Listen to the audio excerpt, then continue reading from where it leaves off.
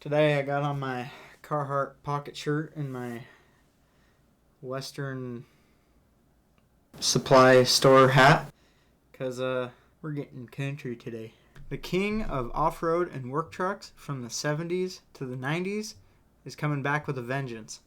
And she's rolling on 35s with a big old Dirty Max. Come on! That's right, Dirty Max. We're talking Chevy, boys. They're freaking coming at us with a badass announcement that is honestly just a breath of fresh air. I feel like every video I have done has been talking about the end of internal combustion engines and we're moving to electric.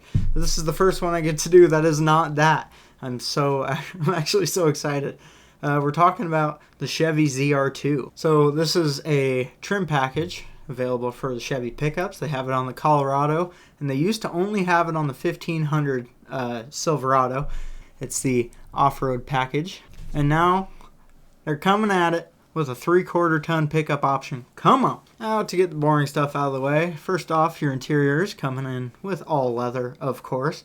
And it's got it said easy to clean floor mats, whatever that means. I'm assuming they're rubber floor, and it's got some nice floor mats in there. And it's got a 13.4-inch touchscreen. I don't know why we're so specific. 13.5-inch touchscreen, and it's got a digital cluster, which I'm not a huge fan of, but hey, moving into the 21st century now, so why can't we just have normal gauges? What was wrong with normal gauges? So the 2500 ZR2 comes stock on 35-inch tires, which is the first time Chevy's actually ever done that. Even if you go back to the Blazer and all those other older cars that were known for their off-road prowess, this is the first time you can get one stock on 35-inch tires.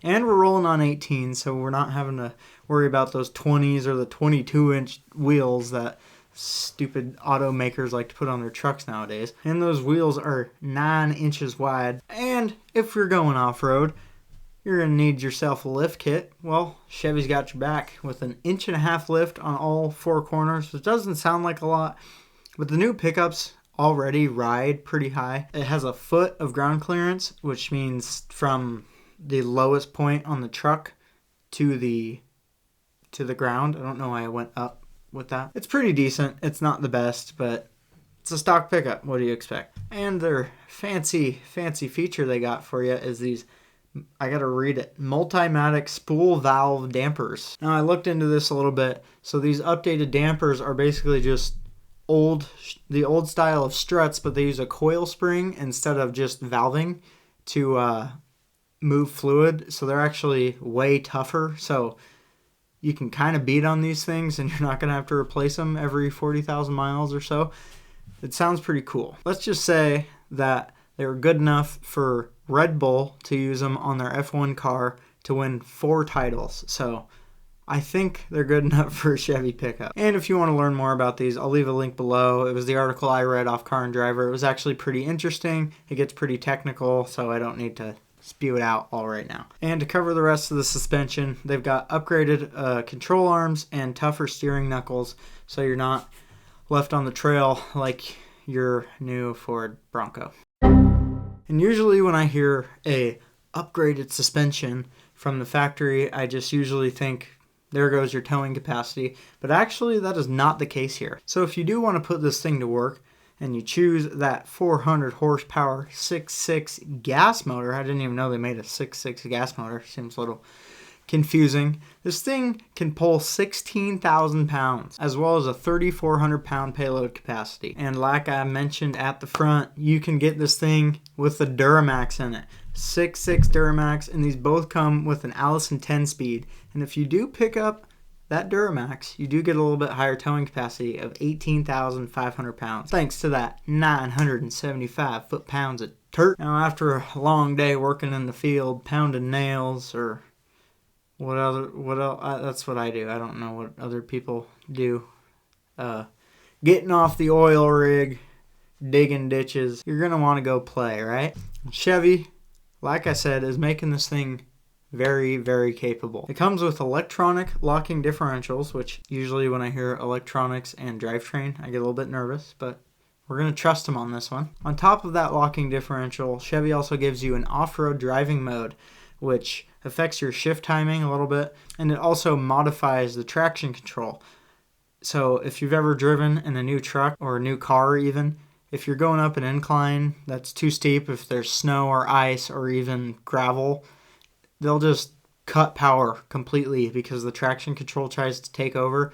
And usually they're pretty difficult to turn it off completely. So the fact that they're just giving you a mode that kind of just kills it altogether is super nice. Whether you like to go out to the dunes and get some air, or you like to go rock crawling on the weekends, or you like to crawl those weird ball things in front of Target, Chevy's got you covered. They've got a combination of skid plates covering from the front all the way to the back of the transfer case, keeping you covered. So if you do climb any rocks that are too big for you, or you slip off, you're not going to crack anything and get a crazy expensive repair bill. And if you're still thinking this thing isn't good enough for you, they got a ZR2 Bison package for another $8,000. The Bison package is pretty cool. It does come with a steel front bumper and a rear bumper, and it's got actual recovery points on it, which modern vehicles are known for having